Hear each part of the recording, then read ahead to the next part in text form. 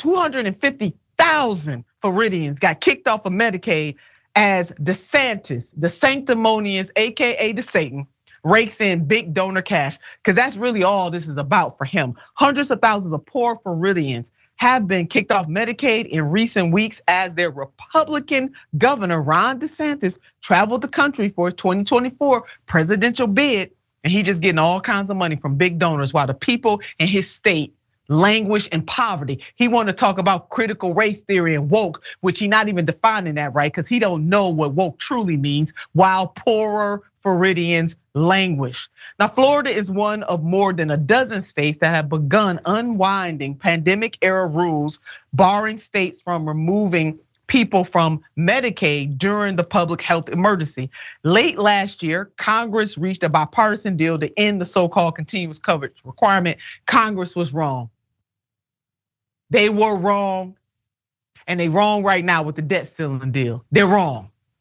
Now this Jake Johnson from Common Dreams lays it out for us. A dozen states have released early data on the number of people removed from Medicaid as they restart eligibility checks. More than 600,000 people across the US have been stripped of Medicaid coverage since April. The vast majority were removed from states' rolls for not completing paperwork rather than confirmed ineligibility, because during the emergency, people didn't have to reapply.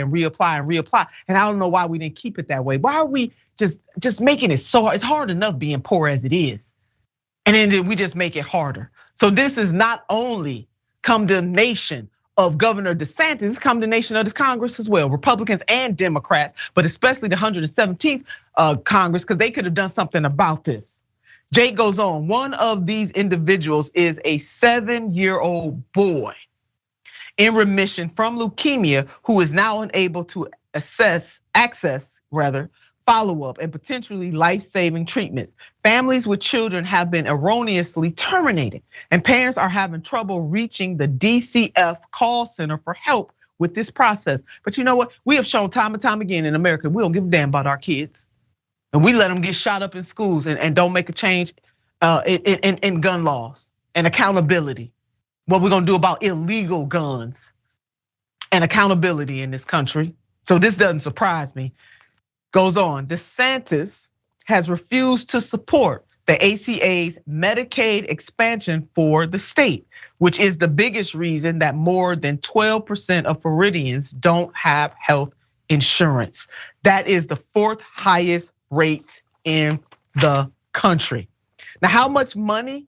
Because while he doing all of that and not tending to the needs of the people, how much money has DeSantis taken in his campaign from big donors? The governor relied heavily on large contributions to bring in more than $8 million during the first 24 hours of his presidential bid. Jake continues.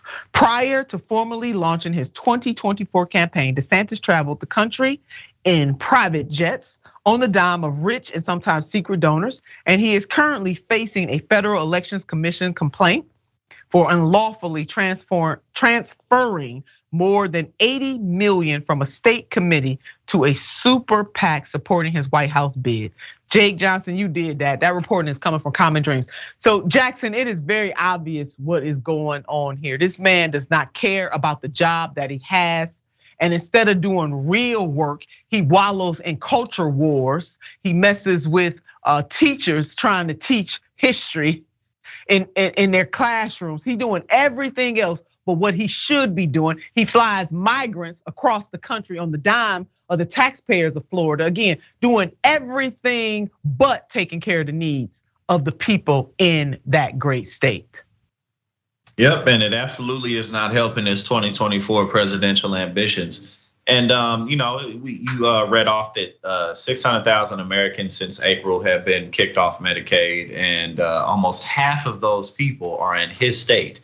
250,000 of those 600,000 people in his state of Florida. You listed off a variety of the policy issues that he's facing that he implemented in that state.